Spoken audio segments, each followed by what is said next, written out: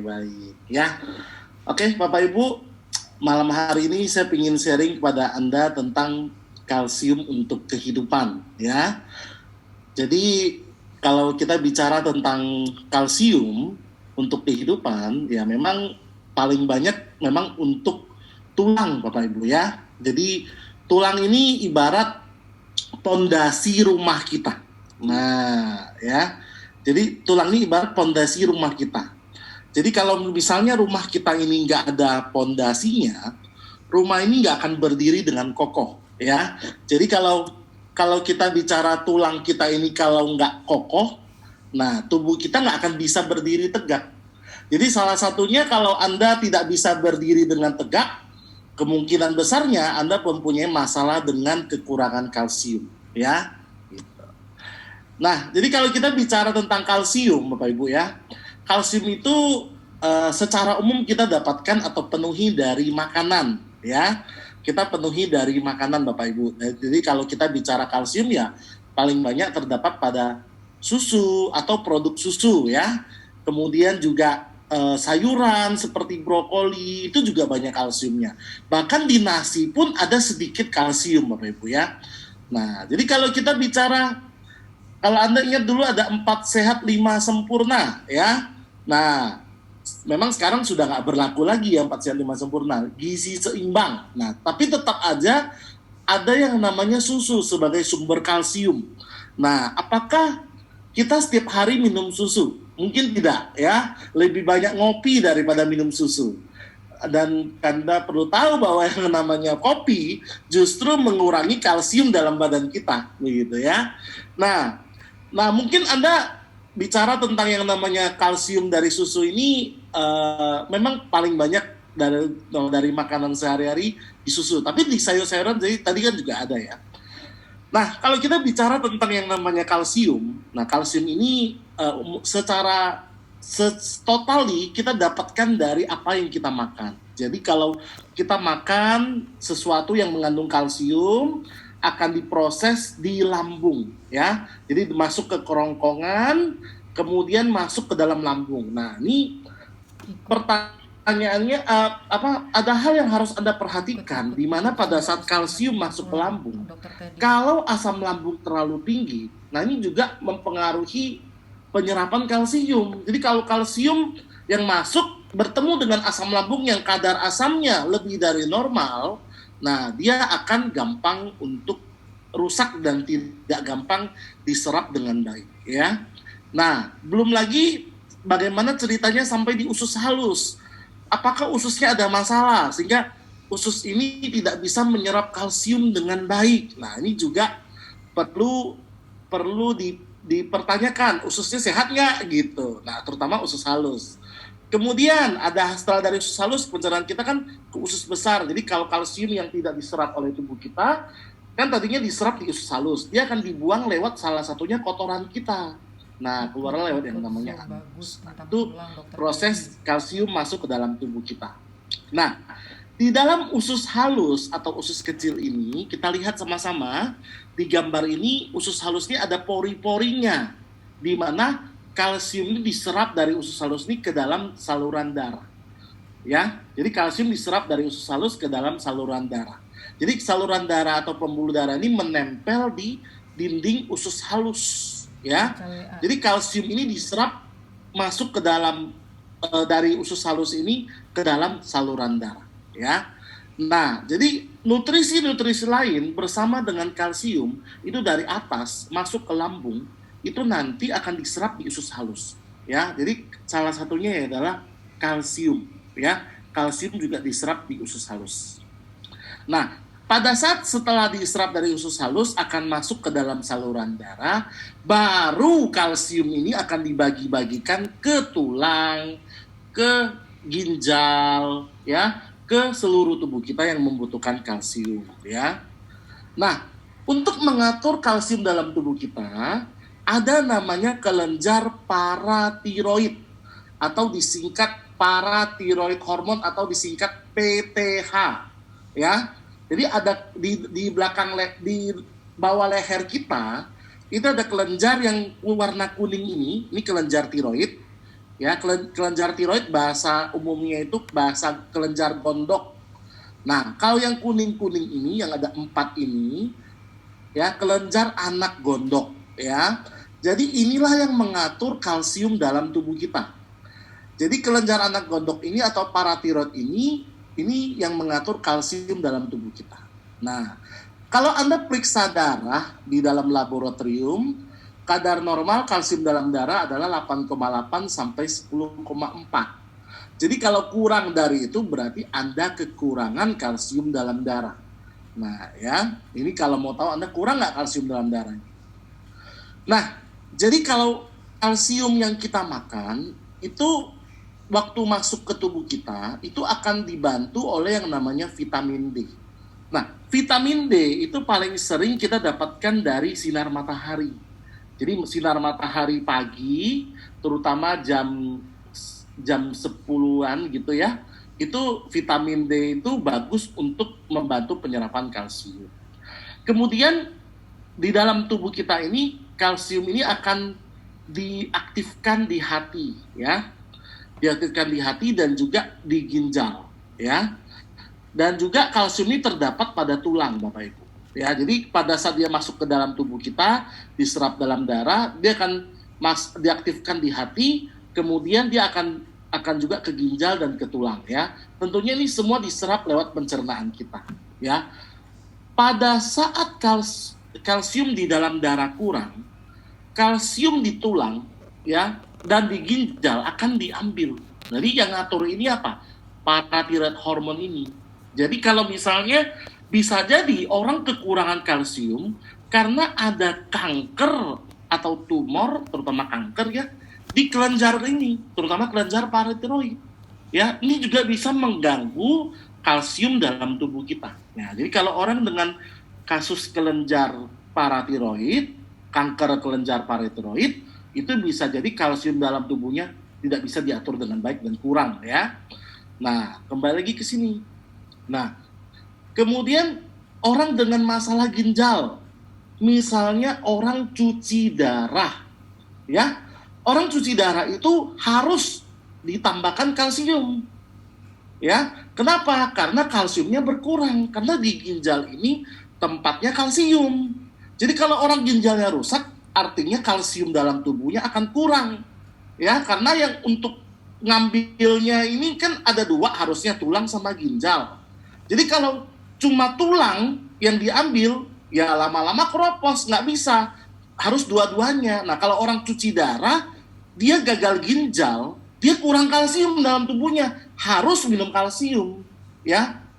Nah, jadi kita ceritanya seperti itu. Jadi Bapak Ibu, jangan berpikir, banyak orang yang salah pikirannya gini. Dia berpikir, oh orang kalau ginjalnya rusak nggak boleh minum kalsium. Justru kebalikannya, harus minum kalsium, ya. Oke. Nah, jadi ini ceritanya sama dengan tadi ya. Jadi intinya kalau kalsium di dalam darah kurang, kalsium akan diambil nih, kalsium di dalam darah kurang, kalsium akan diambil di tulang dan ginjal. Oke. Nah, Bapak Ibu, sering mungkin kita mendengar bahwa yang namanya kalsium ini 99% terdapat pada tulang dan gigi. Ya, itu memang kenyataannya karena memang bahan dasarnya di sana. Tetapi banyak orang tidak ketahui bahwa kalsium itu bukan hanya untuk tulang dan gigi. Nah, kalsium di dalam darah ini 1%-nya ini untuk banyak kegunaan. Ya, banyak sekali kegunaan. Misalnya untuk otak, untuk kandungan, untuk pembentukan janin, ya, pertumbuhan janin, kemudian untuk denyut jantung, ya, untuk kontraksi otot, untuk kesuburan, ya, untuk imunitas atau daya tahan tubuh. Nah, ini fungsinya banyak, walaupun cuma 1%. Nah, 1% ini walaupun dia kadarnya dikit, tapi nggak boleh sampai kurang. Karena akan berbahaya bagi tubuh kita. Fungsi tubuh kita tidak bisa berjalan dengan baik untuk masalah-masalah ini kalau kurang, ya. Nah, ini yang kita akan bahas Bapak Ibu malam hari ini, ya. Nah, Jadi sebenarnya Anda tahu itu banyak sekali kegunaan kalsium di sini, banyak sekali. Ya makanya sering kita dengar bahwa kekurangan kalsium itu menyebabkan keropos tulang dan lebih dari 100 macam penyakit. Ya, karena ini semua 1% ini. Nah, yang perlu Anda tahu Bapak Ibu bahwa konsumsi kalsium kalau pada pagi hari setelah sarapan, ya, jadi harus ada makanan dulu nih. Dia lebih bekerja pada otot rangka dan otot polos. Apa itu otot rangka? Otot rangka adalah otot di luar tubuh kita. Jadi kalau misalnya kita bicara otot yang di luar tubuh apa? Otot kaki, otot tangan, nah itu otot di luar tubuh kita. Kalau otot polos ini adalah otot yang di dalam tubuh kita. Jadi termasuk otot-otot di pencernaan, ya. Oke, perhatikan ya Bapak Ibu ya, ini ya. Nah, ini terutama kalau nanti Anda memberikan resep pada orang yang punya masalah kesehatan, Anda tahu kapan memberikannya lebih baik begitu. Kalau malam hari sebelum tidur, dia akan lebih bekerja pada otak dan saraf, jantung dan tulang, ya. Nah, pagi hari ini dia lebih baik setelah sarapan, ya. Kalau malam hari kurang lebih 1 jam sebelum tidur. Kenapa? Karena 1 jam kurang lebih kalsium diserap dengan sempurna 1 jam, ya. Makanya kurang lebih 1 jam sebelum tidur. Nah, itu dia akan lebih bekerja pada organ-organ. Oke? Nah, jadi kalau kita lihat dari cara mengkonsumsi kalsium pun dia lebih ada pada waktunya begitu. Oke? Ya. Jadi kalau kita bicara tentang misalnya Anda membantu orang yang punya masalah keropos tulang. Nah, kira-kira Anda minum kalsiumnya kapan? Coba saya mau tanya sama Pak Made Toya. Silakan dibuka mic-nya, Pak. Pak Made Toya ada? Siapa? Ya. Siapa dokter? Kalau keropos tulang, kira-kira Bapak sarankan minum kalsiumnya kapan? Kalau keropos tulang, Pak ya? Malam hari sebelum tidur mungkin, Pak. Betul. Lebih Ya. Pak Adwin. Ada Pak Adwin di sini? Ya dok, siap Halo, dok. Pak Adwin. Halo dokter Teddy. Halo Pak Adwin. Kalau Pak Adwin membantu orang yang stroke, kira-kira kalsium sebaiknya minumnya pagi atau malam? Lebih cenderungnya sih ke malam dok. Kenapa? Gitu. Tapi karena untuk regenerasi di syaraf, di otak terutama juga untuk stimulasi di syaraf juga bisa berfungsi lagi secara normal. Betul. Tapi juga kadang-kadang saya berikan juga di pagi buat penguatan otot-otot dia yang kadang kan suka lumpuh gitu. Itu juga kadang ngebantu juga. Jadi pagi dan malam juga bisa sih. Orang stroke itu bukan sekedar di ototnya, tapi kenapa dia masih lumpuh? Karena masalah di sarafnya. Jadi kalau orang stroke yang kena itu 2, Pak. Pertama pembuluh darah, kedua saraf otak. Kalau pembuluh darahnya sudah dibetulkan, otaknya tidak dibetulkan, dia akan tetap lumpuh. Jadi kita bukan berpikir bahwa dia dengan lumpuh itu dia ototnya, tapi sumbernya di otaknya. Jadi lebih kita pentingkan malam hari. Boleh sih Bapak padukan di pagi hari, tapi lebih utama di malam hari. Oke, betul Pak Adwin. Fokusnya ke malam ya dok ya? Ya, oke siap, makasih dok. Malam. Oke. Itu dokter. Kalau orang Sip. Oke, baik. Pak Agung Cakranata. Siap. Oke, Pak Agung, kira-kira kalau orang yang sakit sebaiknya Bapak memberikan kalsiumnya pagi atau malam? sakit mah. Betul. Kalau masih malam, kalau pagi kan untuk ini untuk tulang otot, Jadi untuk yang otot sakit mah, itu kalau menurut Bapak, yang sakit mah itu otaknya, sarafnya, jantung atau tulang yang sakit mah itu? perutnya, Perutnya kan? lambungnya kan, Nah, lambungnya, lambungnya kan, bukan di sini kan? di lambungnya. Bukan di malam Iya. hari, tapi lebih kepada pagi Lebih ke hari. pagi ya? Ya, karena Iya. pencernaan itu otot polos begitu. Oh begitu. Oke, Iya. menarik Ya, ya. sukses semua dok, sukses semua. Mewali. Oke. Oke. Bali, Iya, dari iya. Bali itu. Di Bali itu. Ya, Biar nggak ngantuk, ada tanya jawab kan? Gitu. ya betul. Ya betul. Nah, Tapi begini dok, saya tadi penjelasan dokter tentang ini. Kalau orang ginjal itu, saya sering tidak berani ngasih ini terbalik saya selama ini. tergantung Ya, jenis benar. kalsium dari produk green. Oh gitu. Nah, Ya. oke, baik. Lanjut ya. Oke. Ya, lanjut. Oke, siap dok. Siap. Nah, pertama kita bahas kupas satu-satu nih. Pertama, kontraksi otot. Berarti kalau kita jalan kaki, tangan kita kepal terus kita gerakkan seperti yang digambar ini, itu terjadi kontraksi otot.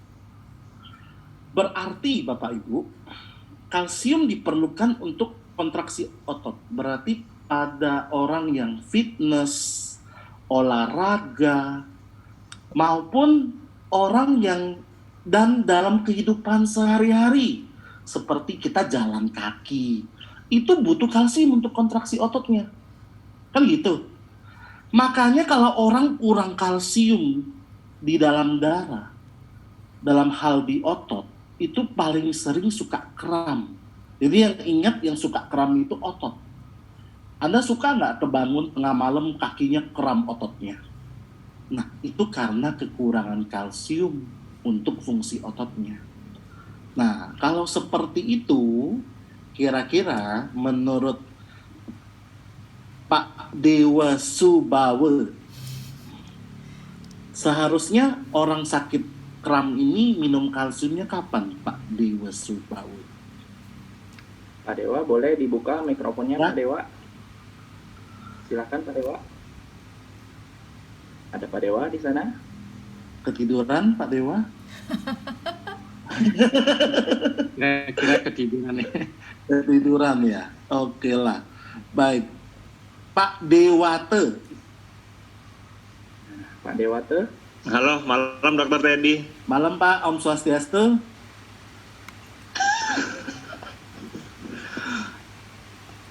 Halo dok. Halo Pak. Ya, Dokter Teddy. Ken Pak.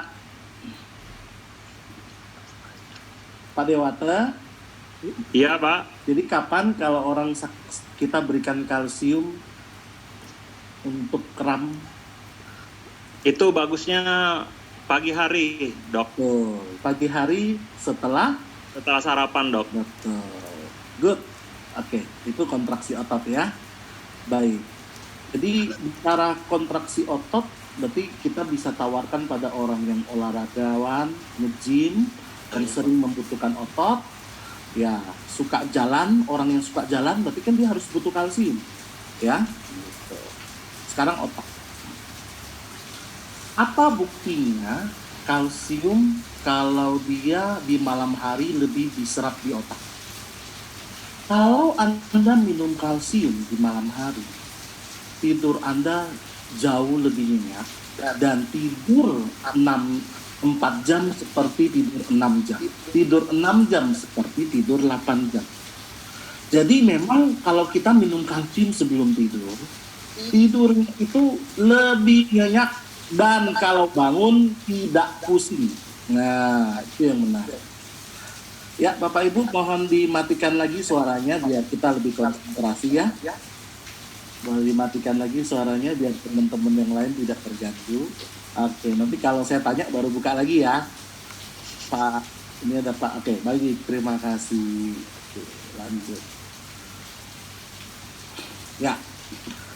Jadi kalau kita bicara tentang kasus di otak ya, berarti kalau kasus di penyakit otak ini sebenarnya terusannya sampai tulang belakang ya.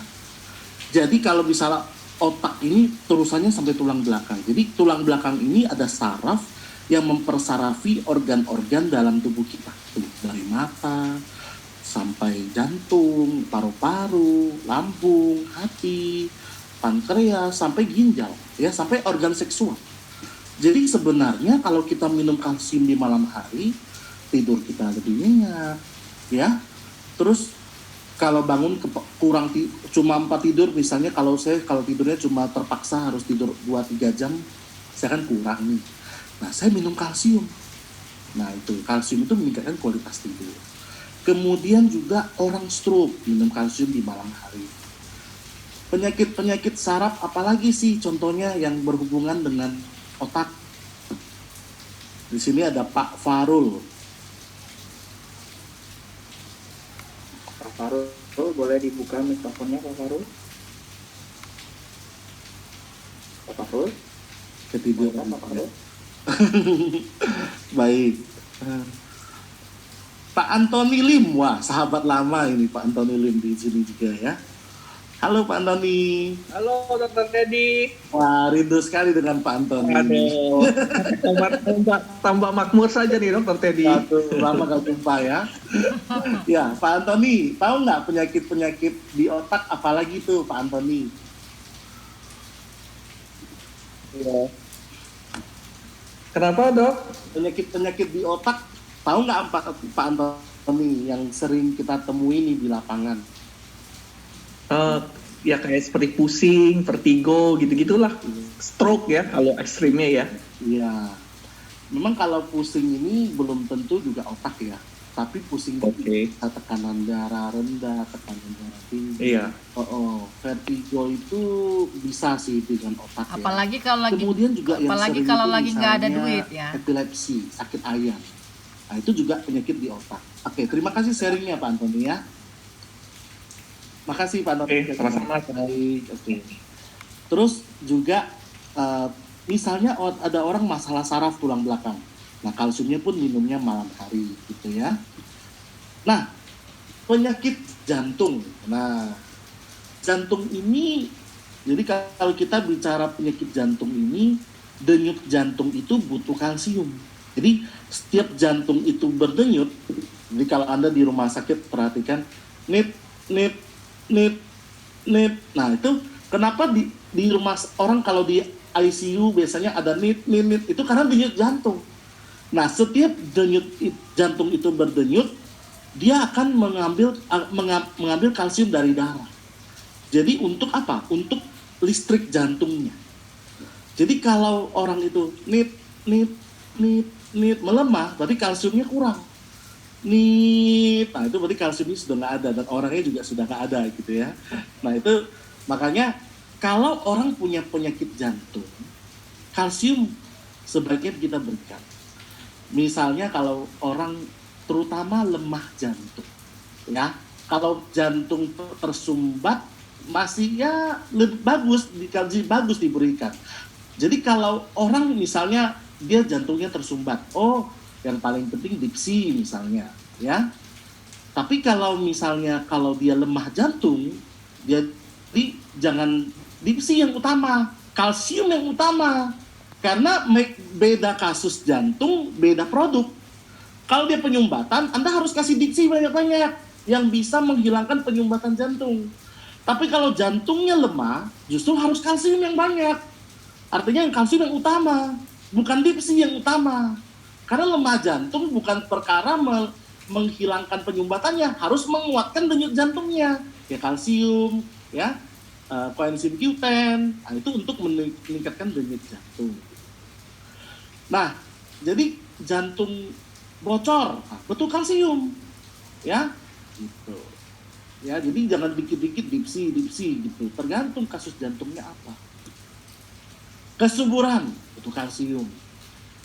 Bertemunya sperma dengan sel telur itu sperma kan yang gerak itu sel spermanya. Nah, untuk bergeraknya dan menembus sel telurnya itu butuh tenaga. Nah, tenaganya itu kalsium. Gitu. Ya. Oke. Nah, termasuk juga pertumbuhan janin. Nah, ibu hamil sangat penting minum kalsium, Bapak Ibu. Ya. Dan si ibu hamil ini kalau dia minum kalsium, efeknya apa? Pertama, bayinya tidak berat lahir rendah. Jadi bayinya akan cukup bulan. Karena kalsium ini penting untuk pembentukan tulang, organ-organ, dan juga memang untuk kesehatan janinnya. Jadi kalau dia kalsium ibunya cukup, bayinya akan lahir cukup bulan dengan berat yang normal, tidak lahir rendah. Kedua, efeknya kalau kalsiumnya cukup pada ibunya saat hamil, waktu dia melahirkan secara normal, kan ada orang yang tidak mau sesarkan, dia pembukaannya lebih cepat. Dan anak yang dilahirkan itu lebih bersih biasanya. Itu efek dari kalsium pada ibu hamil. Nah, tentunya juga ibu hamil ini kenapa kalsiumnya juga harus cukup, bukan hanya bayinya, ibunya juga jangan sampai dia keropos. Ya, karena hamil adalah satu waktu yang membutuhkan kalsium. Pencernaan, sakit mah. Makanya jangan heran kalau ada orang minum kalsium kok dia diare, buang-buang air. Itu karena kalsium itu lagi membuang kelebihan asam lambungnya. Dan itu cuma sementara. Ya, kalau terutama kalsium yang bentuknya protein ya, di CMP itu kan kalsium protein. Nah, itu dia. Terus juga membantu mengatasi sembelit. Jadi sifatnya membantu. Tapi ingat, minum kalsium ini harus air yang banyak. Kalau enggak malah tambah sembelit. Kalau termasuk serat dan kalsiumnya, air harus banyak, air putih harus banyak. Kemudian juga untuk wasir, dia juga membantu. Tapi terutama sakit mah ya, itu butuh kalsium dan diminum bukan sebelum tidur, tapi setelah makan pagi. Terutama pagi. Kalau bisa setelah makan siang dan malam lebih bagus juga. Ya, kalau bisa 3 kali sehari lebih bagus. Terus juga kalsium ini membantu dalam, kenapa membantu mengatasi sembelit? Karena membantu gerakan ususnya supaya kotorannya cepat keluar, peristaltik ususnya. Kemudian, kenapa? Karena kalsium itu kenapa bisa membantu sakit mah? Alasannya adalah ion-ion yang sifatnya 2+ itu bagus buat pencernaan, ya, terutama sakit mah, ya, itu alasannya. Satu hal yang juga perlu Bapak Ibu tahu, daya tahan tubuh kita. Nah, itu salah satunya dipengaruhi oleh kalsium. Makanya kalau Anda minum kalsium di malam hari, tidur Anda nyenyak, kalau pagi hari setelah sarapan Anda minum kalsium, Anda akan punya stamina yang bagus. Nggak mudah lelah seharian. Dan Anda tidak mudah sakit. Karena daya tahan tubuhnya bagus. Dan ini sangat diperlukan pada zaman saat ini dengan pandemi COVID-19. Jadi ini penting untuk daya tahan tubuh. Kemudian proses pembekuan darah. Butuh kalsium. Nah, jadi kalau kita lihat, kita luka. Terus kita keluar darah. Darah kita bisa berhenti. Karena ada proses pembekuan darahnya. Nah, dalam proses pembekuan darah ini Anda lihat butuh kalsium. Jadi kalau orang kekurangan kalsium, bisa jadi proses pembekuan darahnya tidak terjadi dengan baik. Darahnya susah berhenti. Kalau udah luka susah berhenti. Nah, ini salah satunya kekurangan kalsium. Makanya kalau orang habis operasi, ya, itu habis operasi sesar, jangan dikasih citosan, kasihnya kalsium. Citosan itu produk detox, malah melemahkan, malah Anda pikir, wah luka nih, citosan ini, gitu. Jangan pikirannya seperti itu, karena memang dia luka, tapi dia dalam kondisi yang lemah dan mau menyusui setelah sesar itu. Jangan kita kasih citosan, justru harus kasih produk tonik. Toniknya apa? Kalsium, zinc, untuk mempercepat penyembuhan luka. Kalau kita lihat ya, orang-orang yang habis operasi sesar, ibu-ibu ya pastinya, kenapa lukanya itu, coba saya tanya, Anda coba, kalau nggak usah saya tanya langsung lah, Tapi ibu-ibu yang sudah operasi sesar 10 tahun, 15 tahun, 20 tahun, luka bekas operasi sesar kadang-kadang suka nyeri-nyeri. Kenapa? Itu karena penyembuhan luka operasi itu tidak berlangsung dengan baik. Makanya penting sekali pada saat habis operasi sesar atau operasi lainnya, minum kalsium supaya otot-ototnya itu menyambung dengan baik untuk penyembuhan lukanya. Dan dia tidak akan sakit lagi pada 10 tahun, ya nggak usah 10 tahun lah, 2 tahun mendatang, 3 tahun mendatang, itu nggak sakit lagi. Nah itu karena dulu kurang kalsium tuh biasanya ibu-ibu yang seperti itu. Nah ini butuh kalsium nih dalam pembekuan darah. Karena ada proses kalsium dan benang-benang fibrin. Ini gambarnya ya. Oke Bapak Ibu, saya akan tunjukkan pada Anda, ini ada satu video yang bagus, di mana video ini menunjukkan pentingnya kalsium bukan hanya untuk tulang, tapi juga untuk organ-organ lainnya. Kita lihat sama-sama. Meski hanya sebesar kepalan tangan, jantung mampu mengantarkan darah setiap saat ke setiap sel dalam tubuh manusia. Kemampuan ini berasal dari kontraksi otot jantung secara terus-menerus. Padahal kontraksi dan ekspansi jantung serta penyimpanan dan penggunaan energinya tidak lepas dari pengaruh kalsium. Ketika jantung berkontraksi karena perasaan tegang, ion kalsium mengendalikan detak jantung. Kalau kita memasuki bagian dalam sel otot jantung untuk mengamatinya, akan kita temukan bahwa pada saat kalsium memasuki sel, ia akan mengaktifkan protein kontraktif dan menimbulkan rangsangan pada otot jantung. Dengan berulangnya aktivitas seperti ini, maka akan timbul berkali-kali kontraksi pada otot jantung. Saat kadar kalsium rendah, daya kontraksi otot jantung akan berkurang. Hal inilah yang menimbulkan berbagai macam penyakit jantung. Pada kondisi seperti ini, apabila kita mencoba memasukkan ion kalsium ke dalam otot jantung, maka kekuatan jantung akan berangsur pulih. Jelas sekali peranan penting kalsium dalam denyut jantung. Ion kalsium berperan penting dalam proses pengeluaran dan pengiriman signal saraf. Rangsangan pada saraf otak besar berhubungan erat dengan transmisi ion kalsium di dalam dan di luar neuron. Ketika organisme kekurangan kalsium, emisi signal saraf juga mengalami hambatan.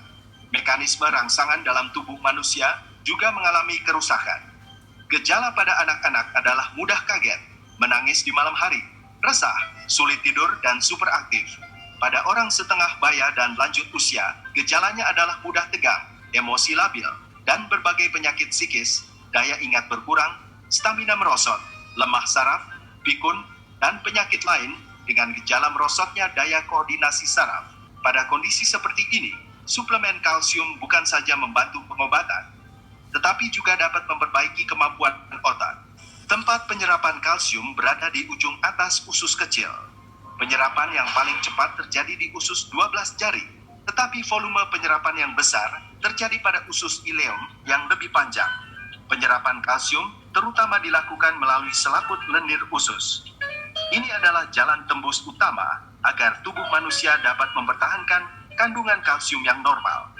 Kalau seorang pasien menderita sakit perut atau diare menaun, sehingga mengganggu penyerapan kalsium oleh usus dan menyebabkan kalsium darah menurun, maka ini akan merangsang paratiroid sehingga kekentalan ion kalsium dalam sel usus meningkat dan menimbulkan kram otot pada lambung dan usus. Oleh sebab itu, untuk pasien diare, penambahan kalsium sesegera mungkin juga dapat mengurangi gejala diare. Luka pada lambung dan usus 12 jari akibat penghancuran selaput lendir lambung yang ditimbulkan oleh asam lambung dan pepsin adalah terjadi karena tidak teratur pada pola makanan, berbaliknya kelenjar empedu, atau karena kecemasan. Pengeluaran asam lambung yang terlalu banyak merupakan penyebab utama tukang. Kekurangan kalsium bisa menimbulkan asam lambung yang berlebihan, kekentalan gastrin terlalu tinggi, dan bertambahnya pepsin sehingga mengakibatkan tukang saluran pencernaan. Oleh sebab itu, bersamaan dengan pengobatan rutin, penambahan kalsium yang cukup merupakan tindakan yang sangat diperlukan. Hasil penelitian membuktikan bahwa pengaruh ion kalsium besar sekali dalam aktivitas kehidupan manusia. Ketika drama kehidupan dimulai, gerakan sperma menuju sel telur mengandalkan energi penuh yang dimasuk oleh kalsium. Para ilmuwan menemukan bahwa pada bagian depan DNA yang dibawa sperma terdapat sebuah pucuk yang terbentuk dari kalsium. Pada saat mendekati sel telur, pucuk kalsium inilah yang memungkinkan sperma menembus membran dalam sel telur. Saat itu pula terjadilah pembuahan. Pada saat yang sama, partikel berbentuk gelombang yang dibentuk oleh kalsium mengelilingi sel telur. Inilah yang disebut getaran kalsium. Lihatlah getaran kalsium sedang mengaktifkan sel telur, sehingga ia dapat dibuahi. Sejak saat ini, mulailah sebuah kehidupan baru. Dari sini terlihat bahwa kekurangan kalsium dapat mempengaruhi fungsi seksual dan keaktifan sperma secara langsung dan menyebabkan kematian. Oke, Bapak Ibu ya. Jadi Anda sudah lihat bahwa Meski hanya sebesar bahwa yang namanya kalsium ini bukan hanya untuk tulang, tapi untuk banyak fungsi ya. Anak-anak kecerdasannya itu masalah otaknya itu juga pengaruh kalsium. Orang tua cepat pikun pengaruh kalsium ya. Jadi kalau orang daya tangkapnya berkurang ya, kalau semua telinganya bagus, matanya bagus, tapi dia mengertinya lambat, nah, itu juga kurang kalsium ya. Jadi kalau ada orang ditanya nggak nyambung, nah, kurang kalsium Bapak Ibu ya. Jadi kalau Anda tanya upline Anda nggak nyambung, jangan-jangan Anda tidak pernah minum kalsium, dijual terus nggak pernah minum ya. Oke, baik, sekarang kita bicara kalsium untuk, oh ya jangan lupa ya, kalau orang susah punya keturunan juga disarankan minum kalsium untuk suami dan istrinya. Oke, sekarang kita bicara kalsium untuk tulang, nah termasuk gigi sebenarnya ya. Jadi kalsium kita ini kenapa bisa sampai ke tulang? Karena lewat pembuluh darah ya. Jadi pembuluh darah kita menyampaikan kalsium ke tulang. Nah, di tulang ini ada namanya sel tulang yang dibentuk dari kalsium, namanya osteosit. Ada namanya osteoblas yang membentuk osteosit, yang membentuk sel tulang. Ada yang menghancurkan tulang. Jadi gini loh, jangan pikir menghancurkan itu, wah nggak bener nih. Enggak, ini memang proses alami Bapak Ibu ya. Jadi tulang kita itu dibentuk, dihancurkan, dibentuk, dihancurkan. Itu proses yang terjadi di semua orang. Nah, sekarang kita lihat. Yang membentuk namanya osteoblas, yang menghancurkan namanya osteoklas. Jadi ini harus seimbang. Jadi pada saat tulang itu dibentuk dari kalsium ya oleh sel yang namanya osteoblas ya menjadi sel tulang atau osteosit, ada sel osteoklas yang juga menghancurkannya karena dipakai oleh tubuh kita. Intinya gitu. Contoh, kita ini bertambah, anak remaja bertambah tinggi itu karena dia minum kalsium. Kalsium itu oleh sel osteoblas dibentuk sel tulang atau osteosit tadi menjadi kalsium menjadi sel tulang yang keras. Nah, tapi ada juga yang dihancurkan. Nah, jadi kalau yang dimasukkan lebih dikit daripada yang dikeluarkan atau dihancurkan, nah itu akan susah tinggi atau orang tua ya gampang keropos. Jadi pembentukan dan bahasa kerennya pembentukan, formation dan resorptionnya harus seimbang. Makanya jangan sampai Anda tidak suka minum kalsium. Karena kalau Anda kurang kalsium, yang dihancurkan lebih banyak daripada yang dibentuk. Karena bahan dasarnya kalsium. Ya, jadi kalau orang keropos tulang nih, kenapa bisa terjadi keropos? Karena yang dihancurkan atau dipakai lebih banyak daripada yang diminum atau dibentuk kalsium. Nah, bagian tulang yang beresiko terkena osteoporosis paling sering adalah tulang belakang, ya. Jadi tulang yang paling sering adalah tulang belakang, ya. Kedua tulang paha, dua ini yang paling sering. Makanya biasanya orang kalau kena osteoporosis itu kan keropos ya. Nah itu dia jatuh gampang patah tulang, harusnya jatuh ringan nggak patah, dia jatuh ringan dia patah tulang. Nah gitu, itu namanya keropos tulang. Nah kalau ada yang mengeluh sakit pinggang bisa osteoporosis, tapi belum tentu loh osteoporosis. Jadi sakit pinggang jangan dikit-dikit kalsium gitu, lihat dulu kasusnya apa gitu. Nah bisa jadi memang tulangnya Anda butuh kalsium. Bisa jadi sendi tulang belakangnya. Tanyanya gimana? Kalau sendi itu kan berarti hubungan antar tulang. Jadi kalau dia bilang, oh saya membungkuk, saya sholat kan membungkuk kan? Nah, itu kok sakit, kalau nggak bungkuk saya nggak sakit. Oh, itu sendi. Berarti Anda harus menyertakan produk untuk sendi, yaitu atropo. Jangan cuma kalsium. Paham ya? Itu kalau kasusnya di tengah. Tapi kalau di pinggir, bukan nih, nggak ada tulang di pinggir sini. Ya nih, di pinggir ini. Kalau agak ke bawah di dekat pantat, oke lah pinggul, tulang panggul, jangan-jangan. Tapi kalau di sini, ini nggak ada tulang di sini. Di atas dikit baru ada iga. Pikiran Anda apa kira-kira? Ginjal. Jangan-jangan dia sakit pinggang karena ada batu ginjal. Kalau Anda cuma kasih kalsium, nggak akan sembuh batu ginjalnya. Anda harus memberikan cordyceps ataupun ditambah kidney for man or woman. Kalau di pinggir, dia ginjal ini, letak ginjal. Jangan dikit-dikit sakit belakang, oh kalsium. Ditanya dulu mana bagian yang sakit, tengah, pinggir, itu ya. Ini yang sering nih, distributor biasanya kan, ditanya sakit pinggang apa? Oh kalsium, selesai. Itu namanya Anda murni jualan saja, nggak belajar, nggak tanya lebih lanjut. Harusnya tanya lebih lanjut. Oke. Kropos paling sering terjadi, tadi saya bilang salah satunya tulang belakang ya. Jadi tulang belakangnya tulangnya itu jadi ibarat kayak dimakan rayap. Kalau rumah dimakan rayap, kira-kira jadi rapuh nggak kayunya? Sama. Tuh. Jadi kalau di bolong-bolong ya. Tuh. Jadi harusnya kayak gini nih. Nah, ini kalau di tulang paha nih paling juga sering nih patah di sini nih. Ya. Nah, ini karena dia dalamnya udah kayak dimakan rayap, bolong-bolong. Makanya sedikit benturan, sedikit jatuh patah. Lihat. Ini nggak padat di dalamnya. Nah, makanya Bapak Ibu, kita lihat kalau orang periksa di rumah sakit, ada namanya status osteopenia. Nah, ini biasa sering terjadi pada wanita yang suka minum kopi setiap hari. Kenapa wanita? Karena pria tidak ada menstruasi. Wanita adanya menstruasi. Wanita kalau menstruasi keluar kalsiumnya.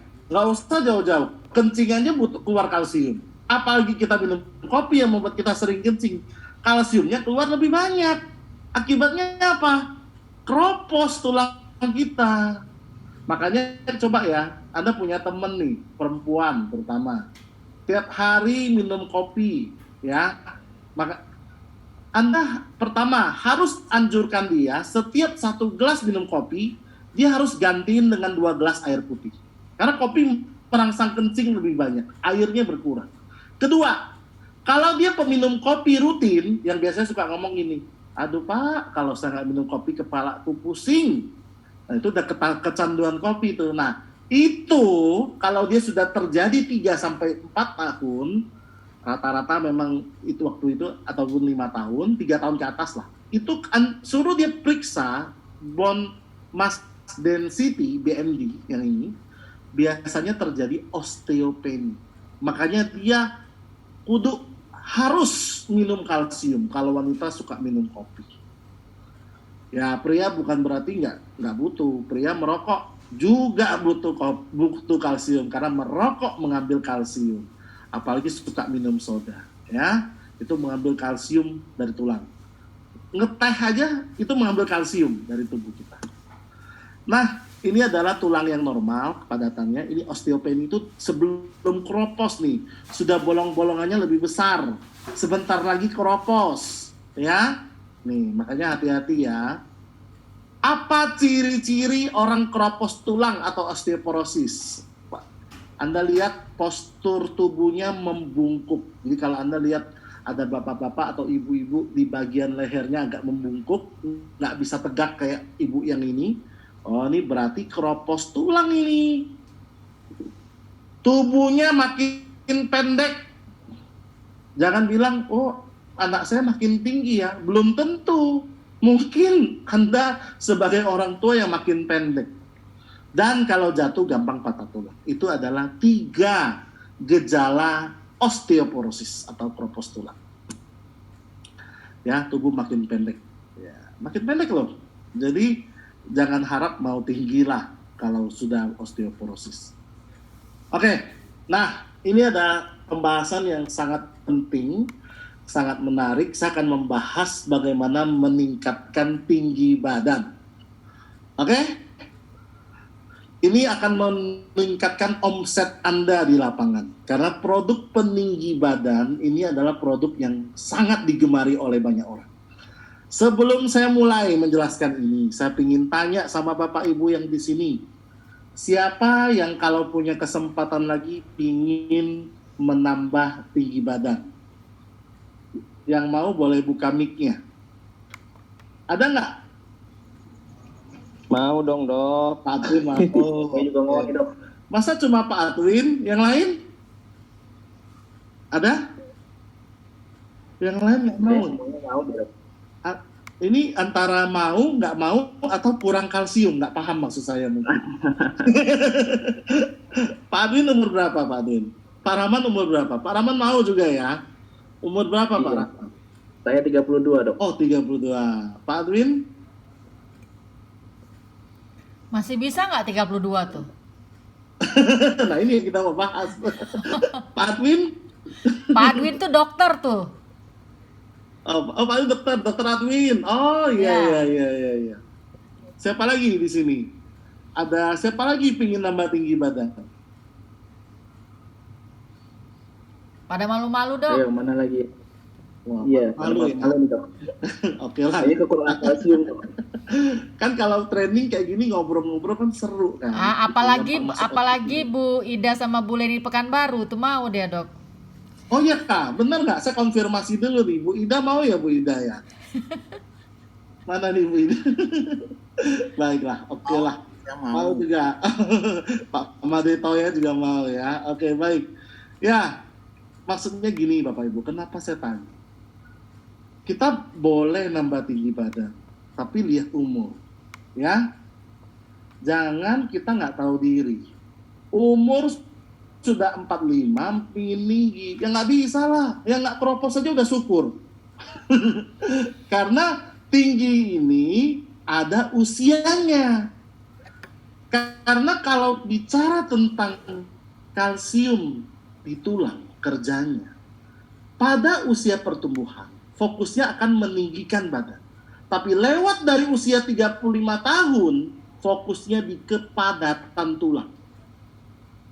Kenapa meningkatkan tinggi badan ini penting dan omsetnya pasti akan besar? Karena menambah tinggi badan hanya terjadi sekali seumur hidup. Kalau sudah lewat waktunya, nggak bisa diulang. Mau langsing, mau tambah berisi badannya, bisa diulang-ulang. Tapi mau tinggi, tidak bisa diulang kalau sudah lewat waktunya. Makanya kenapa omset akan besar di sini. Kalau dia sudah lewat umurnya, dia udah nggak bisa. Kalau dia udah lewat minimal, ya jangan bilang, waduh Pak Dokter saya ini 45 sudah, saya tahu diri ini, oke lah. Tapi kan Anda punya anak, Anda punya keponakan, Anda punya cucu, Anda punya pelanggan-pelanggan yang ingin nambah tinggi. Inilah makanya Anda perlu memahami ini. Alasan orang kenapa ingin tinggi badan? Pertama, faktor pekerjaan. Pilot, artis, model, ya kan? Kalau Anda terima karyawan nih, satu pendek, satu tinggi, kira-kira sama pinternya, Anda terima yang mana? Kan minimal ambil yang tinggi, minimal ganti bola lampu gampang. Kan gitu. Jadi tinggi itu banyak kelebihan. Kalau kita bicara, kenapa orang pingin tinggi? Pingin masuk tentara, pingin masuk polisi, tuh tongkrongin tuh daerah penerimaan tes tentara sama polisi tuh. Kayak kurang-kurang Pramugari, saya banyak dapat dari pramugari. Betul. Pramugari kurang 1 senti nggak bisa masuk, Iya. masuk tentara. Sering loh, memang orang kalau udah nih saya kasih satu bocoran. Orang tes jadi masuk polisi, angkatan laut, itu kan biasa kurang 1 senti ditolak tuh. Mereka itu buru-buru cari kalsium. Kenapa Anda nggak salah? Ya mungkin sekarang zaman COVID susah ya sering di rumah ya. Kalau dulu orang datengin tuh, yang kurang, yang mukanya lesu, nggak diterima, ditawarin. Mau berapa minggu, nah gitu. Dalam waktu berapa minggu, tapi asal usianya masih bagus. Jadi memang seperti itu loh, ya. Ya kalau lebih tinggi banyak keuntungan lah, minimal nggak kelelep kalau banjir gitu ya. Oke, masalah juga kalau tinggi kan kelihatan lebih pintar, kemudian lebih gagal, lebih ya kalau ditanya wanita cari pria yang seperti apa, salah satu kriterianya yang tinggi, biasanya kan seperti itu. Banyak keuntungan. Nah, sekarang Anda perlu tahu dulu apa yang mempengaruhi pertumbuhan tulang. Dua ini yang perlu Anda tahu. Pertama, growth hormone atau hormon pertumbuhan. Kedua, nutrisi, terutama kalsium dan nutrisi yang membantu penyerapan kalsium. Dua ini yang kuncinya, ya. Pak, Bapak, Ibu saya pendek nih. Ibu saya pendek, Bapak saya pendek. Ya, apakah saya akan tinggi? Faktor genetik maksud saya, keturunan. Memang ada pengaruhnya, tetapi faktor nutrisi bisa mengalahkan faktor genetik dalam pertumbuhan tinggi badan. Sudah banyak buktinya. Jadi jangan heran kalau Anda kok tinggi, Bapak Ibu Anda pendek, ya. Anda bukan anak adopsi, anak beneran harusnya gitu. Tapi karena nutrisi Anda diperhatikan sama keluarga Anda. Kalau orang dulu ya makan susah, 1 telur bagi 7 anak. Sekarang kan orang apa-apa kasih ke anak, ya. Jadi nutrisi itu bisa mengalahkan faktor genetik. Cuma memang nutrisinya harus dihitung lebih gitu. Kedua, hormon pertumbuhan. Jadi hormon pertumbuhan ini, growth hormone ini, dia kalau pada lewat dari usia pertumbuhan sudah tidak bisa bertambah tinggi karena hormon pertumbuhannya sudah tidak aktif. Karena keaktifan hormon pertumbuhan ini dia yang memanjangkan tulangnya. Ya, jadi kerjasama dua ini. Makanya nanti kita juga menyertakan nutrisi zinc untuk membantu lebih mengaktifkan lagi hormon pertumbuhannya. Ya, itu salah satunya. Nah, jadi kalau kita bicara tulang itu dari yang bayi, anak-anak itu bisa tambah tinggi itu karena prosesnya itu ada prosesnya yang dimana kalsiumnya harus cukup, ya, dan juga hormon pertumbuhannya harus aktif, begitu. Itu intinya. Nah, jadi kalau bicara usia pertumbuhan, rata-rata wanita lebih cepat berhenti usia pertumbuhannya daripada laki-laki. Ya, kalau kita bicara wanita sekitar usia berapa? Sekitar usia 20 tahun. Ya, kadang-kadang ada yang 21. Gitu. Kalau laki bisa sampai 25 tahun. Ya, jadi kalau Anda masih dalam usia pertumbuhan, lebih gampang untuk nambah tinggi daripada orang yang sudah lewat dari usia pertumbuhan. Bahkan tidak bisa kalau udah lewat sekali. Nah, tadi Bu Mugi kan nanya tuh. Ya, Pak Dokter, saya ini umur 26 tahun, kenapa nggak tahun lalu dokter yang jelasin ini, biar saya cepet-cepet minum kalsium gitu kan. Ya, kalau lewat dikit, masih bisa nggak? Itu kan pertanyaannya. Ya, keberhasilannya, faktanya di lapangan, ada yang berhasil, tapi tidak sebanyak orang yang masih dalam usia pertumbuhan. Kenapa?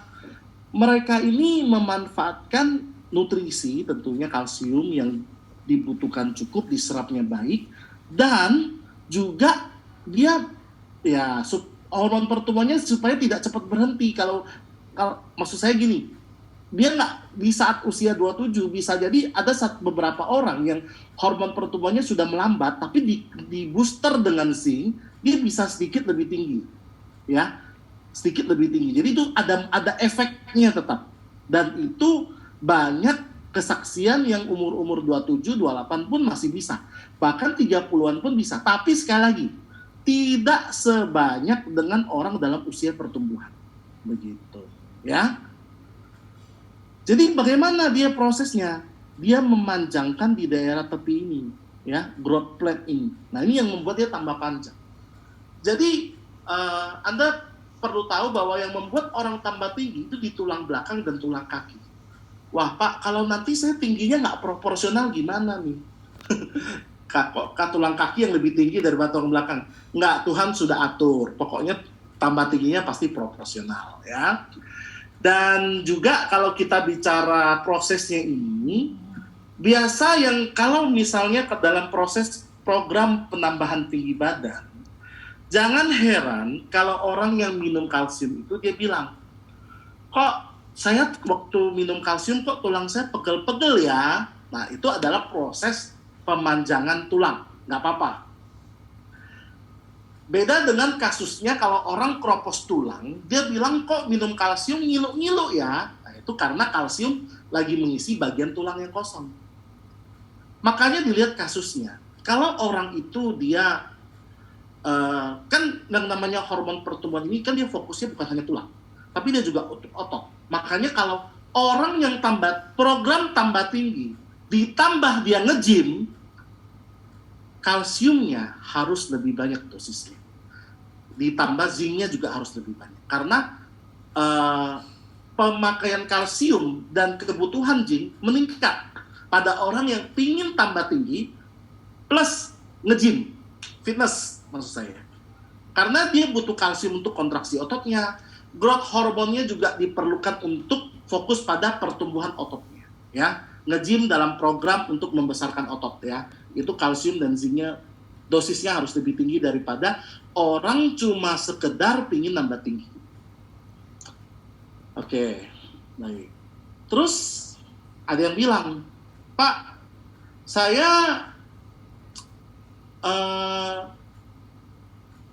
waktu minum-minum awal, saya tambah tinggi tuh, 7 cm, ya, karena usia pertumbuhan.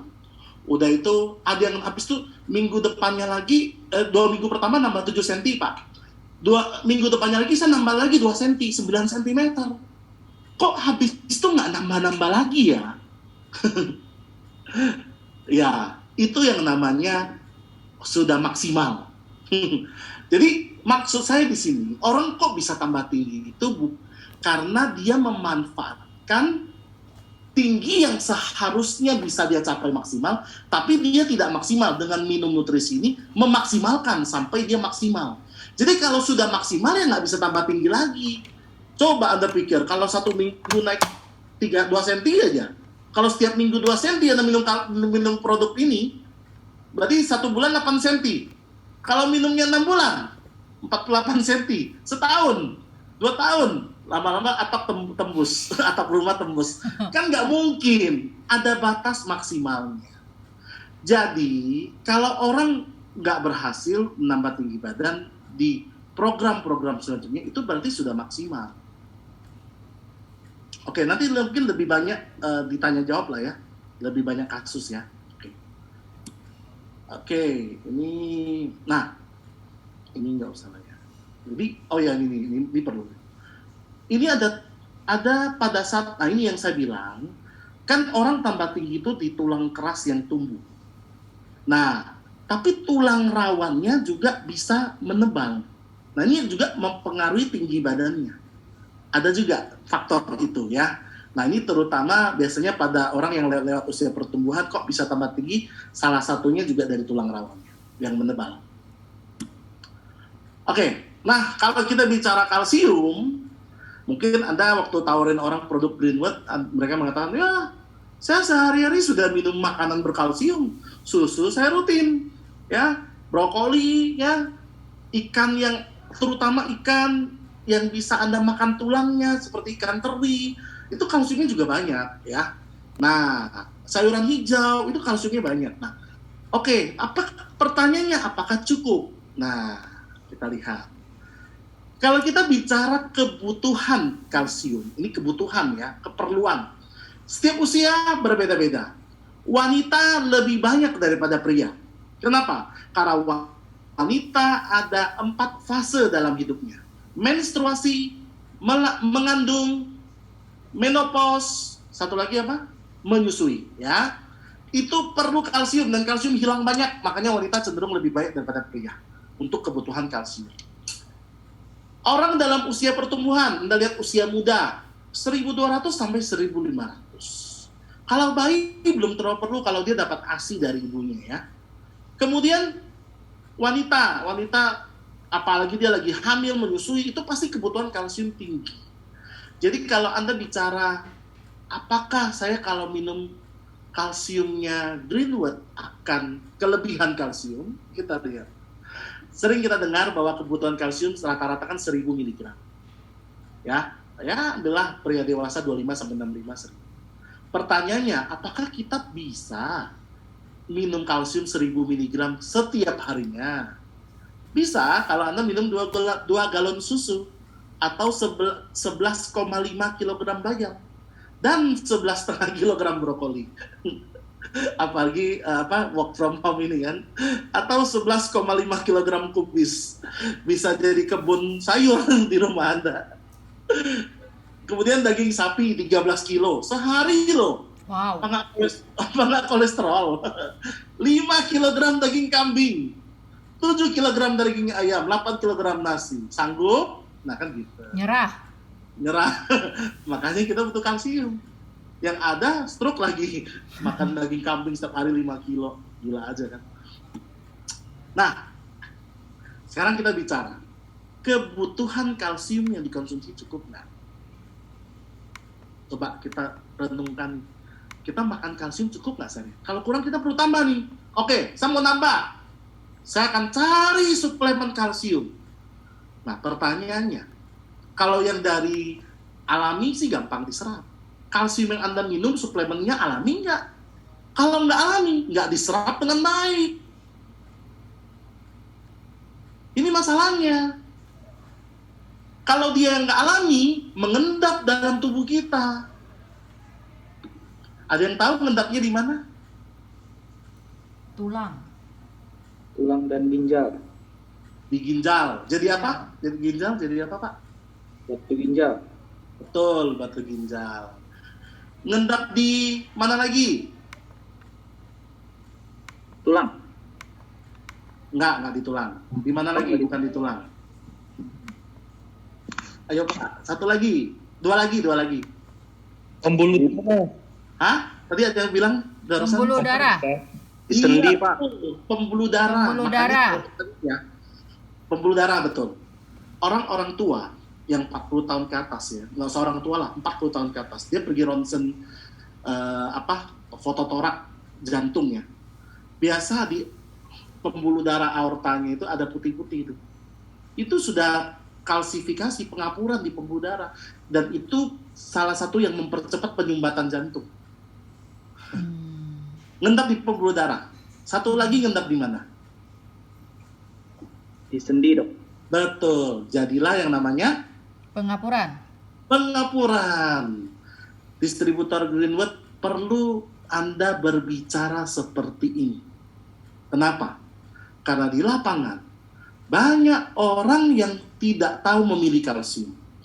Dan tidak jarang dokternya menyarankan dia tidak boleh tiap hari minum kalsium. Kenapa dokternya bilang tidak boleh tiap hari minum kalsium Greenwood? Misalnya Anda sarankan pelanggan Anda atau orang yang Anda bantu minum kalsium CMP nih tiap hari. Terus dia bawa kalsium CMP ini ke dokternya. Dok, ini teman saya di Greenwood suruh saya minum tiap hari. Boleh nggak ya sih dok? Terus si dokternya ngomong, nggak boleh, bahaya bu. Bahaya pak. Kira-kira kenapa? Kenapa itu, Dok? Hah? Kok malah nanya ke aku balik? Loh, makanya ini Aku ajak Anda berpikir nih, kira-kira kenapa dokternya Kalau- bilang begitu? Hah? Kalau kalsium luar nggak boleh, kalau Greenwood boleh. Ya itu kan Ibu Mugi. Tapi kalau dokternya bilang nggak boleh, kenapa kira-kira? Dokternya belum paham. Karena dokternya belum dipresentasi. Belum dipresentasi. Belum join Greenwood. Beda halnya kalau ketemu dokter Adwin, oh boleh, teruskan gitu kan. Karena daya serapnya ya. Hah? Daya Kenapa? serapnya ya. Daya serapnya ya, Dok. Iya, daya serapnya. Karena banyak yang, ya bukan hanya kalsium sih ya, produk-produk herbal lainnya kan pasti dokternya akan melarang. Kalau dia nggak paham. Lebih baik dia jangan ambil risiko pada pasien yang ditangani. Gitu. Oke. Lanjut ya. Nah, sekarang udah diserap ini permasalahan loh. Udah diserap dengan baik. Ada nggak yang curi? Siapa pencuri kalsium? Darah. Yang curi kalsium siapa? Ini kan Nah, bicara tuh. nih. Kita minum kalsium nih, sudah diserap ke dalam darah, dalam tulang. Ada yang nyuri loh. Udah disimpan baik-baik, ada yang nyuri loh. Siapa yang nyuri? Nyuri apa, Dok? Nyuri kalsium lah, Bu. Bukan nyuri Oh. omset. Tenang, Bu, aman omset. Oh, kalau kita banyak minum kopi sama ngerokok itu? Pinter, Bu, itu pencurinya. Dapat hadiah dong saya. Jadi dalam itulah pencurinya. Oh gitu. Nah, kalau dia bilang, oh saya ini sudah makan sayur, sudah minum susu, terus suka ngopi nggak, Bu? Iya, minumnya kopi susu. Apalagi kalau kopi saset-sasetan itu ya, Dok, ya bahaya ya. Semua kopi, Bu. Semua ya. Kalau kopi yang kafeinnya tinggi, itu pasti mengambil kalsium. Oh, tapi kita punya blueberry coffee Greenwood sekarang, Dok. Keren. Ya, kalau kopi kesehatan pasti kafeinnya rendah. Oh, Pasti, Bu. oke. Kalau enggak, dia nggak akan jadi kopi kesehatan. Makanya laris banget sekarang blueberry coffee-nya kita. Iya, karena ada blueberry-nya kan yang bagus kan. Betul. Makanya blueberry coffee dia nggak bikin deg-degan, Enggak. nggak berpengaruh lambung. Kenapa? Karena kafeinnya rendah. Betul. Jadi karena pencurinya itu rokok, kopi, dan satu lagi nih, Alkohol ya? alkohol. Apalagi? Kayak soda-soda tuh? Betul, makanya kalau ke KFC atau McDonald jangan pakai soda. Aduh Pak, paketnya lebih hemat. Udah jangan dipikirin paket hematnya. Pikirin kesehatannya. Gitu.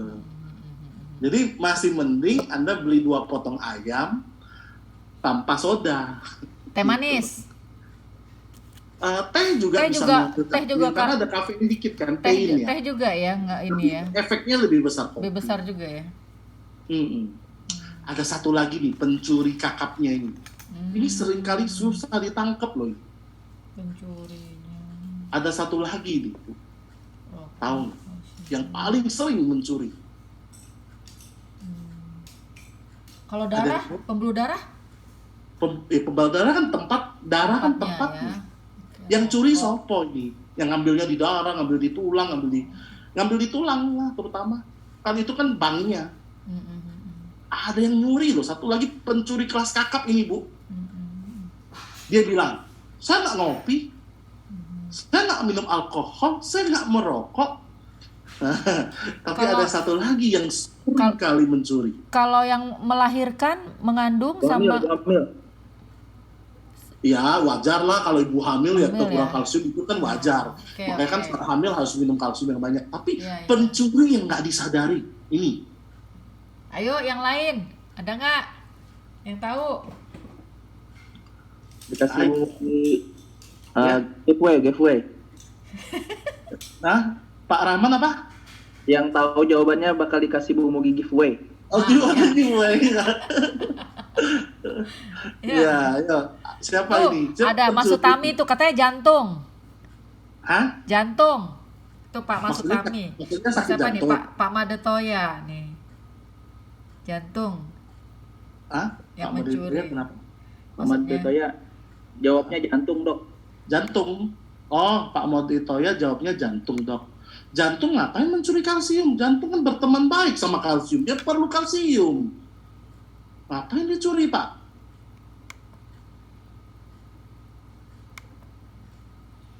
Ayo. Tetot, waktu habis. Udah habis ya. Ya, kalau Anda suka marah-marah, Oh, ada hormon jahat itu ya? ya namanya hormon kortisol, Ya. hormon stres. Ya, ya, ya, ya. Jadi kalau Anda stres, marah-marah, Hmm. Anda mungkin pernah dengar satu kalimat yang bagian pernah dengar aja ya. Semangat yang patah mengeringkan tulang. Wow, betul. Iya. Jadi orang kalau marah-marah, stres, itu kalsiumnya itu diambilnya banyak loh. Stres bukan hanya naikkan tekanan darah, bukan hanya naikkan gula darah, bukan hanya bicara stres untuk naikkan kolesterol, tapi stres juga membuat keropos tulang. Walaupun Anda nggak pernah minum kopi, Anda nggak alkohol, tapi Anda orang yang suka kepikiran masalah, itu akan membuat Anda keropos tulang. Lanjut. Oke. Faktor yang mempengaruhi penyerapan kalsium ke dalam badan kita, keadaan tubuh. Ya, kalau kita kurang kalsium lebih gampang diserap. Usia, orang dengan lanjut usia penyerapan kalsium itu lebih susah loh. Makanya apalagi sudah menopause itu susah kalsiumnya diserap. Makanya harus disertai zinc.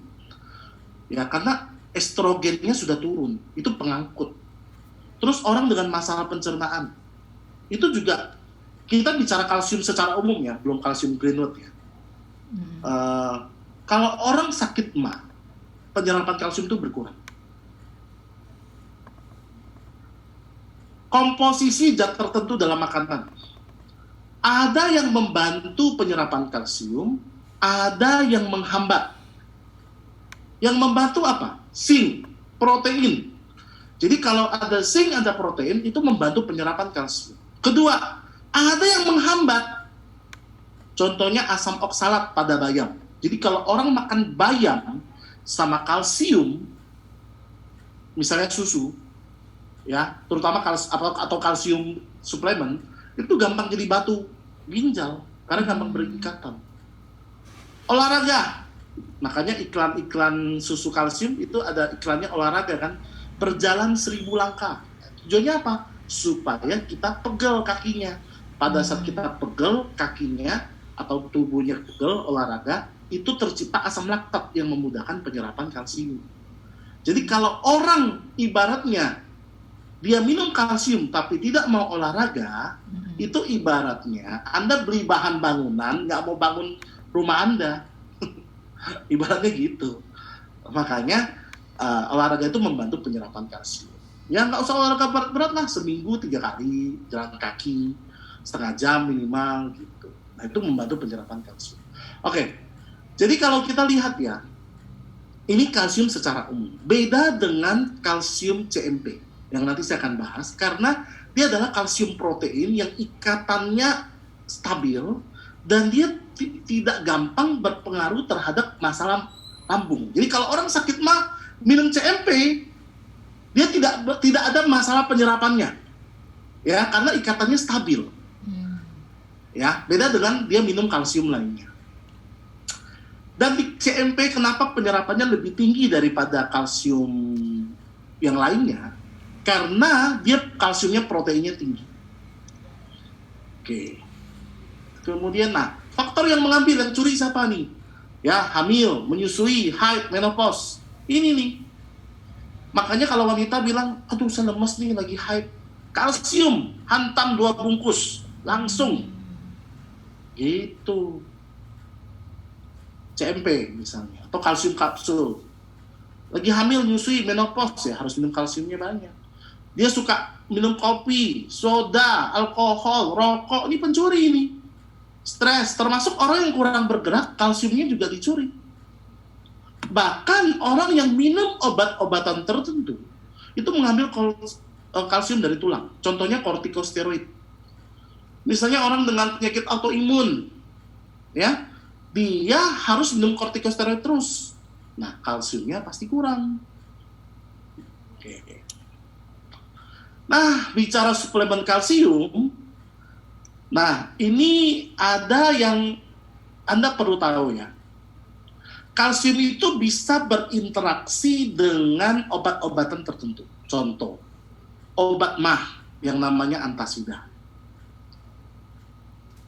Antibiotik tertentu, doksisiklin, tetrasiklin, obat jantung, digoxin, bahkan antar kalsium bisa berinteraksi. Termasuk juga dengan obat diuretik ataupun estrogen, ya, atau khususnya kalsium yang jenisnya glukonat. Saya belum bicara kalsium greenwood ya, ini kalsium secara umum yang di pasaran. Nah, jenis kalsium di pasaran ini ada yang namanya kalsium sintesis dari yang tidak alami, ada yang kalsium alami. Jadi alami ini organik, contohnya glukonat, sitrat, karbonat, protein. Tapi kalau fosfat sama laktat, ini kalsium yang tidak alami, ya. Nah, ini yang daya serapnya rendah. Jadi kalau ada yang bilang, oh saya minum kalsium ini, nah, Anda ingatkan daya serap. Ini contohnya kalsium laktat. Nah, ini banyak di puskesmas nih, murah, ya. Biasa dokter di puskesmas ya ngasihnya ini, apa boleh buat, itu dari pemerintah kan gitu. Ya, kalsium laktat ini ya daripada nggak ada, ya kita kasih. Tapi daya serapnya 30-40%. Kalau daya serapnya 30-40%, berarti artinya apa? Dia ngendapnya 60-70%. Bayangkan yang digendap 60-70%. Di mana ngendapnya tadi? Di ginjal jadi batu ginjal, di sendi jadi pengapuran, di pembuluh darah. Ya, makanya dokter itu nggak heran. Dia bilang, Bu, Pak, jangan sering-sering minum kalsium tiap hari ya. Karena pikiran dokter itu mungkin saja kalsium yang daya serapnya rendah. Ini kalsium laktat. Ya, ini nomor laktat sih juga. Ya, karena memang daya serapnya rendah ya. Ini kalau ditumpuk kayak gini. Dia tuh nggak bisa larut, daya larutnya pun rendah sekali. Ini contohnya kalsium fosfat. Nah, kalsium fosfat ini asam. Bahaya buat pencernaan lambung ya. Kalsium glukonat ini biasa disuntikkan. Ini kalau dia ya namanya sesuatu yang disuntik pasti lebih beresiko daripada yang diminum biasanya. Ya makanya dan juga dia bisa keracunan dengan senyawa aluminium.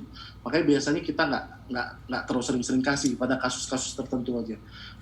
Ini juga yang bentuk tablet ya. Ini sitrat yang di pasaran juga ada. Ini daya serapnya masih kalah sama karbonat. Saya nggak tunjukkan mereknya, saya tutup di sini ya, di mall banyak tuh. Kemudian Eversen, kalsium Eversen ini ada yang glukonat, ada yang karbonat. Yang pasti ini pewarna. Belum lagi kalau dia asam ya, itu bisa mempengaruhi MAH kita.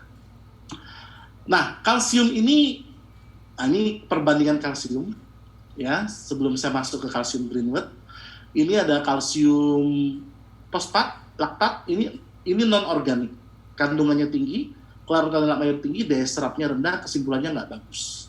Tapi kalau glukonat, ini memang organik, tapi keluarkan dalam air juga tinggi, tapi daya serapnya rendah. Belum tentu yang organik daya serapnya tinggi. Nah, kesimpulannya tidak bagus. Nah, karbonat, kalsium karbonat ini kandungannya tinggi, keluarkan dalam air tinggi, daya serapnya tinggi, bagus ini. Ini kalau di greenwood namanya kalsium kapsul, ya. Dan apalagi di greenwood itu ultrafine kalsium karbonat dengan teknologi nano. Kemudian kalsium protein, nah ini ada di kalsium CMP kita, di mana kandungannya tinggi, kelihatan dalam air tinggi, daya serapnya tinggi, dan kesimpulannya paling bagus. Banyak orang berpikir, wah saya mending kalsium kapsul, orang isi 100, harganya lebih murah dari CMP. Anda perlu tahu, ada harga, ada barang, nanti saya cerita. Jangan pikir, oh CMP mahal banget, 10 bungkus 300. Anda harus tahu jenis kalsiumnya tidak sama. Nanti saya cerita sebentar lagi. Kalsium kapsul, dia kalsium karbonat. Kalsium yang bagus, ultra fine lagi, ya. Jadi memang sangat-sangat bagus di tingkat kalsium karbonat. Di pasaran, ini yang paling bagus tuh kalsium karbonat. Ini ultra fine-nya. Nah, dan dia perlu vitamin D untuk penyerapan. Nah, satu kapsulnya ini kurang lebih 1000 mg. Misalnya 1000 mg ya kalsiumnya. Nah, jadi cukup 1-2 kapsul per hari. Jadi kalau ada 2 kapsul itu sudah 2000. Lihat kebutuhannya siapa. Kalau kebutuhannya ya dewasa-dewasa biasa ya 1 cukup. Tapi kalau dia ibu hamil ya 2 gitu ya. Jadi memang ini tergantung siapa yang membutuhkannya. Orang yang ingin nambah tinggi ya 2 gitu. Kalau dia usia pertumbuhan. Jadi 1000 atau 2000 ini kan satu kapsul 1000 mg. Itu belum tentu diserap semua loh. Ya. Sebagian besar diserap, tapi sebagian kecil kalau dia alami, dia tidak gampang mengendap, tapi bisa, tapi nggak gampang asal minum airnya banyak. Nah, kemudian kalsium karbonat ini dibandingkan dengan kalsium protein, lebih bagus kalsium protein. Ya, kenapa? Kita lihat. Kalsium protein ada pada CMP, compound marrow powder. Marrow ini artinya sumsum rusuk. Sumsum, marrow itu sumsum. Dia dari 3 sumsum tulang belakang, sumsum rusuk, dan sumsum otak dari hewan yak. Hewan yak ini semacam kerbau ya. Nah, jadi diambil ini dengan teknologi tinggi, dibentuklah kalsium protein. Memang ada sedikit kalsium karbonat setelah saya pelajari, ada sedikit kalsium karbonat, tapi utamanya kalsium protein. Ya, bedanya apa? Kalau kalsium protein, dia nggak boleh untuk orang masalah ginjal. Pak Madetoya, ini pertanyaan Bapak tadi di awal. Ya, Pak Madetoya, masih ada? Ya, jadi nggak boleh. Kenapa? Karena proteinnya tinggi. Orang cuci darah, gagal ginjal, nggak boleh kasih yang proteinnya tinggi. Apa yang terjadi kalau dikasih yang proteinnya tinggi? Protein menarik cairan, kakinya bengkak. Ya, jadi kalau ada orang yang minum kalsium CMP, kakinya bengkak, baliknya lambat, ditekan baliknya lambat, kemungkinan besar dia ada masalah ginjal, suruh periksa. Tapi kalau kalsium karbonat yang tadi boleh diberikan untuk orang dengan cuci darah. Justru perlu. Harusnya dokternya juga kasih. Kemudian kalsium CMP ini dia ada lecithin. Lecithin itu ada 2 ya. Ada yang sumber hewan, ini dari soybean. Soybean itu kacang kedelai. Berarti yang tumbuhan. Lecithin ini punya fungsi apa? Pertama, saya beritahu.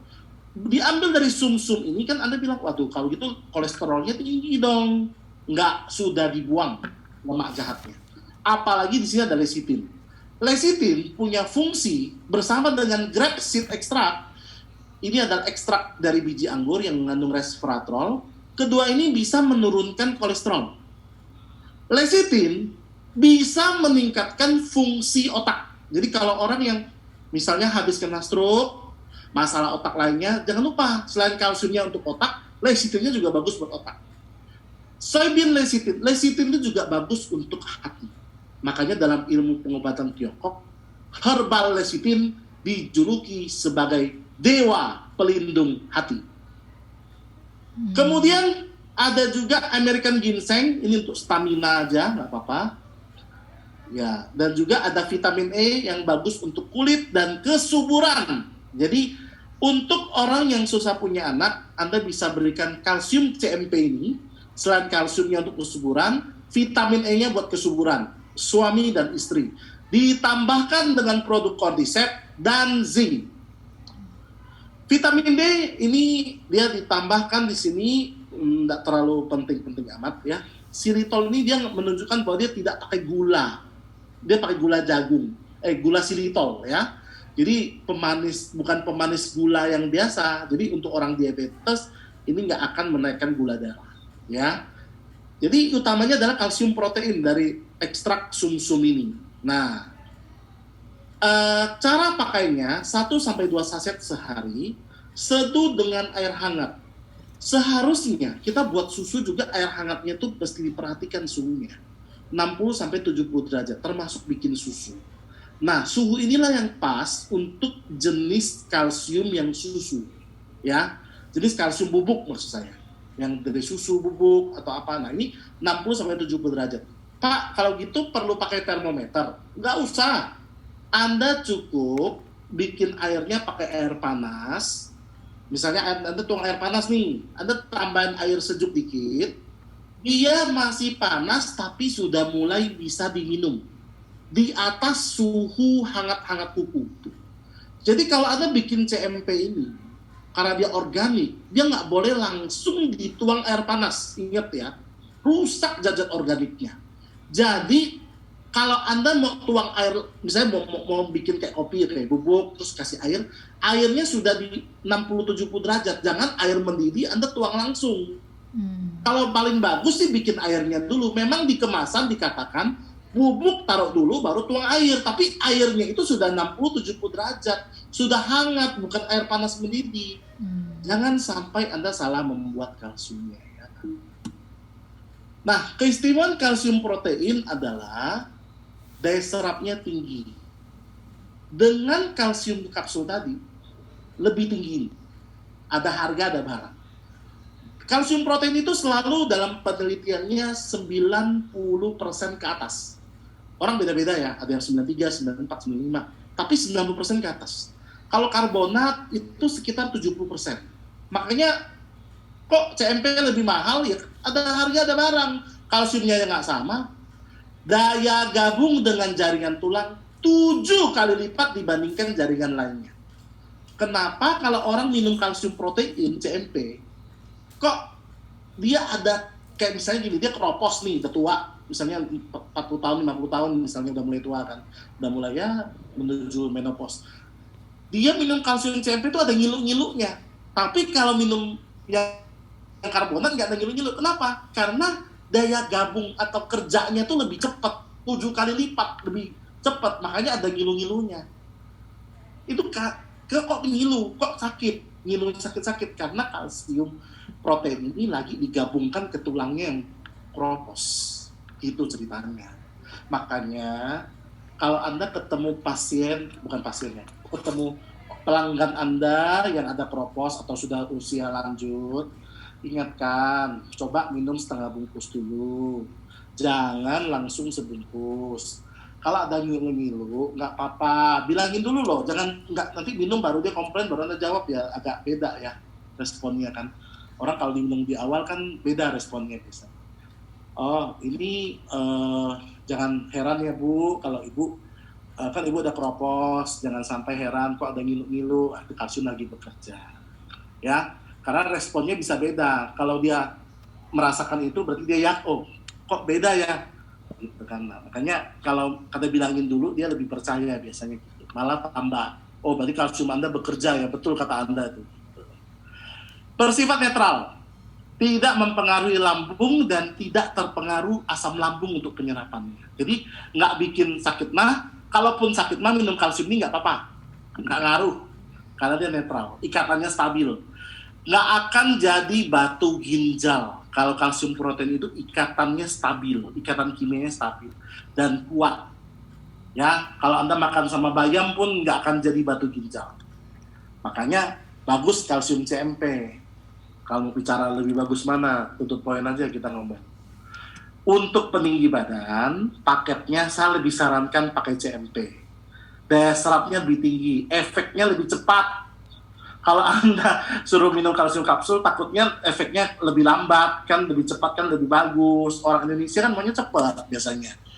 Mau seminggu nambah berapa senti ya? CMP. Ada harga, ada barang. Dibantu dengan zinc-nya. Zinc-nya kalau biasanya minta paket peninggi badan jarang anak-anak ya. Ya biasanya sih udah remaja. Remaja itu kasih kalsium dewasa. Zinc dewasa. Nah, kalsium merah powdernya itu kan minumnya 1-2 bungkus ya. Ingat, sebelum tidur. Kenapa sebelum tidur? Karena yang nambah tinggi tulang. Selesai. Itu aja jawabannya. Sing.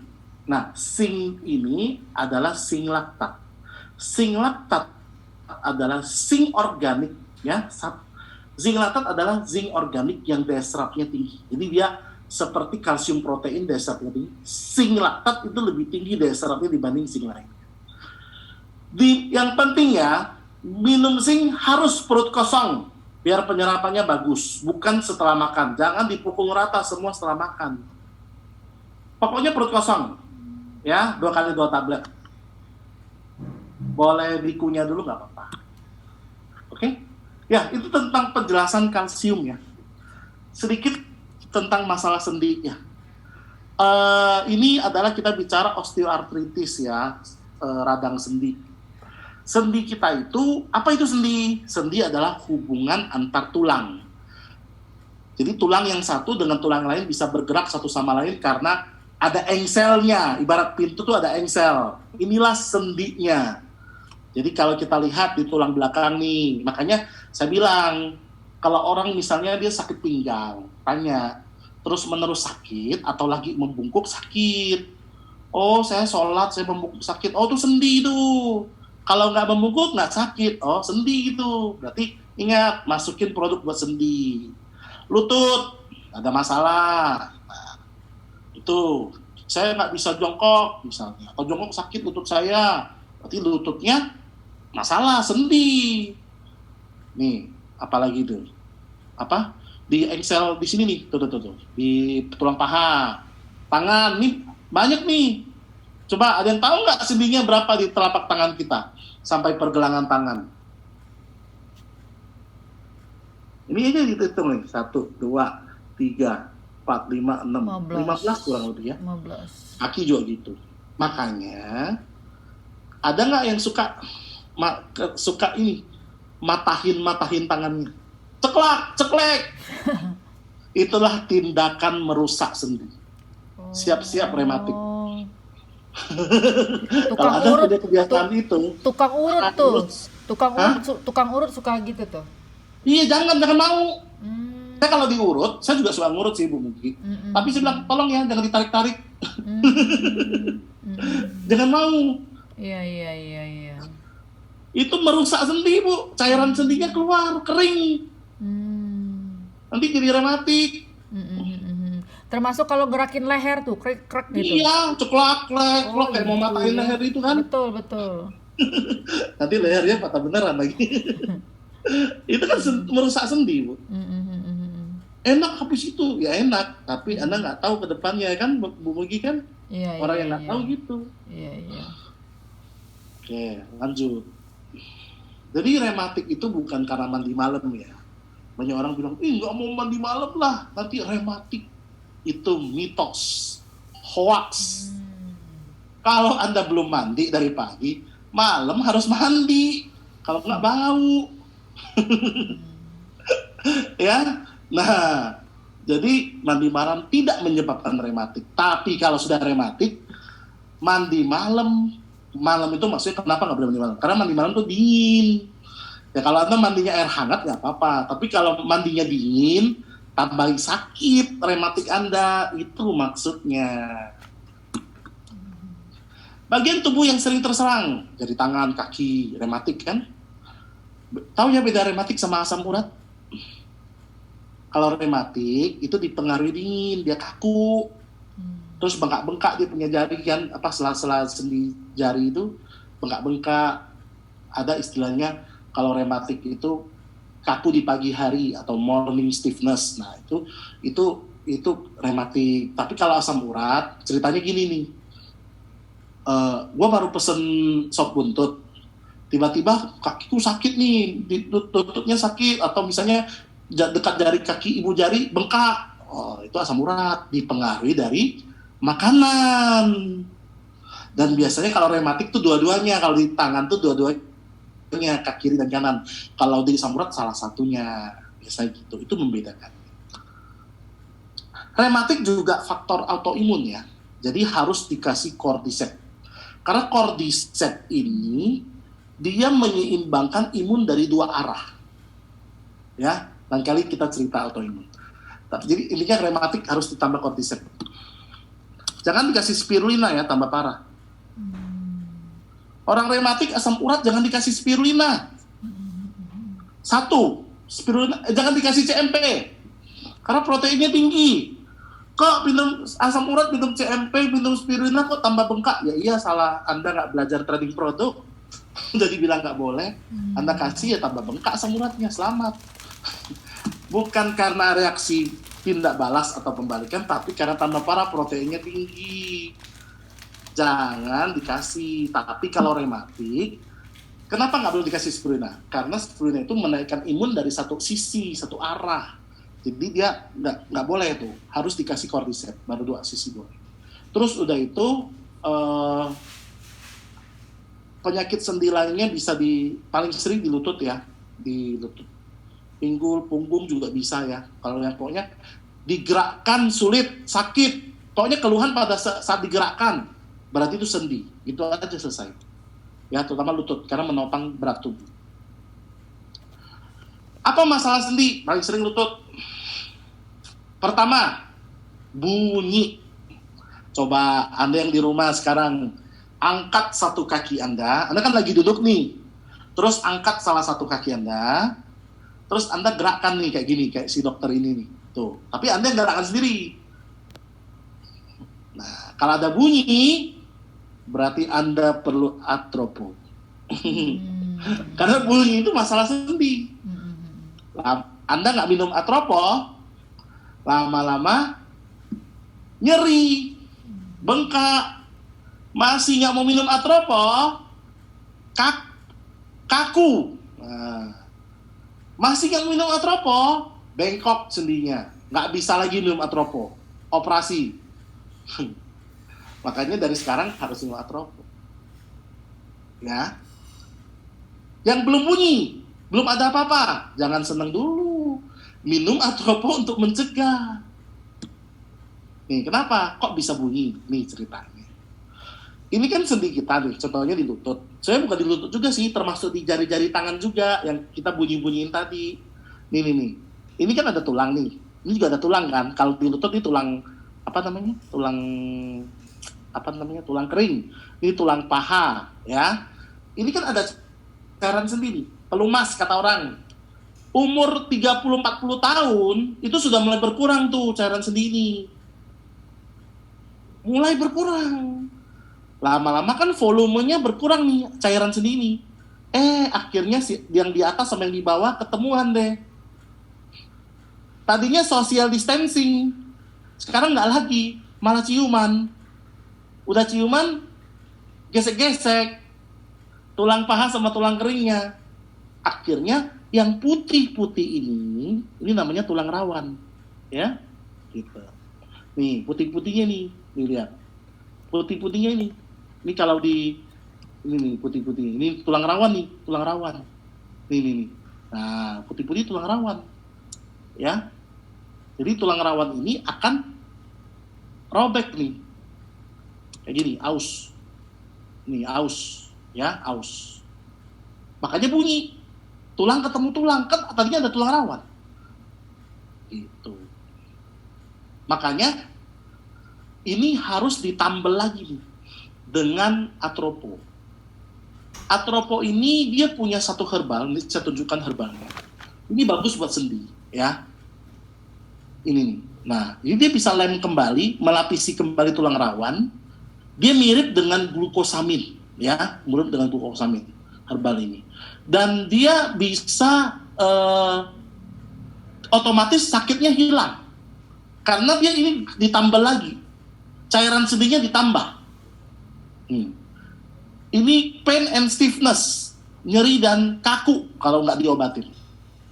Ya, Anda lihat nih, yang sebelah sini nih yang bengkak nih kayak gini nih, sendinya bengkak. Ini rematik tuh kayak gini nih, tuh. Kalau sudah bengkok kayak gini udah nggak bisa minum atropo, sudah bengkok, perubahan anatomi sudah.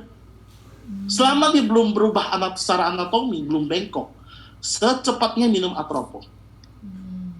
Kalau sudah bengkok, ini contohnya sendi lutut ya, tuh, Sudah nggak bisa lagi minum produk apapun, nggak bisa lagi. Sudah diganti besi.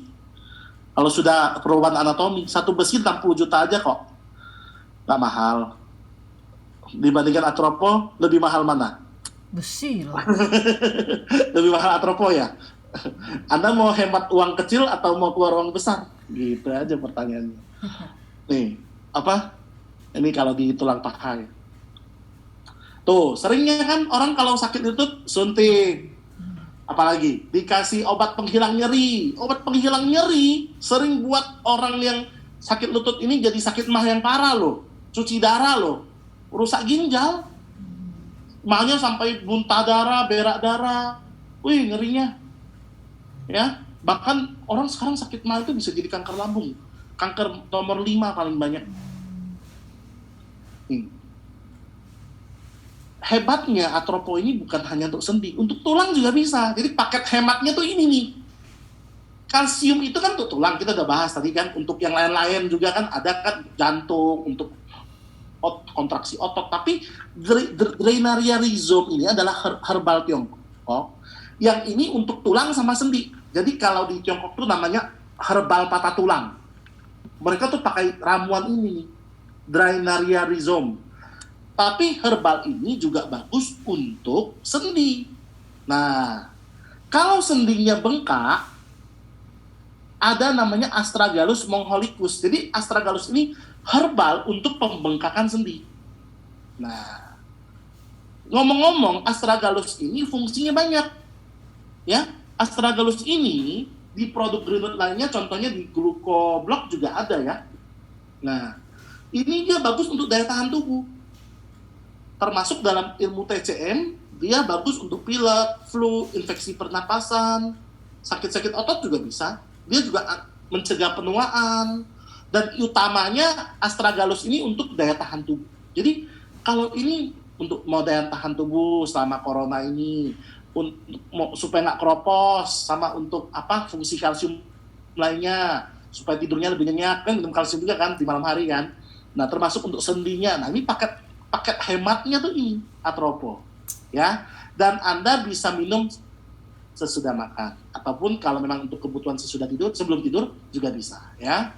Nah, dosisnya Anda bisa baca sendiri, 2 kali 2 kapsul, anak-anak 10-19 tahun setengah dosisnya. Oke, kira-kira seperti itu untuk atropo ya. Oke. Menjadi tua adalah takdir, tapi menjadi sehat adalah pilihan. Wah, ceritanya seru ya. Sudah selesai. Mantap. Itu hampir 2 jam. Oke, silakan. Makasih.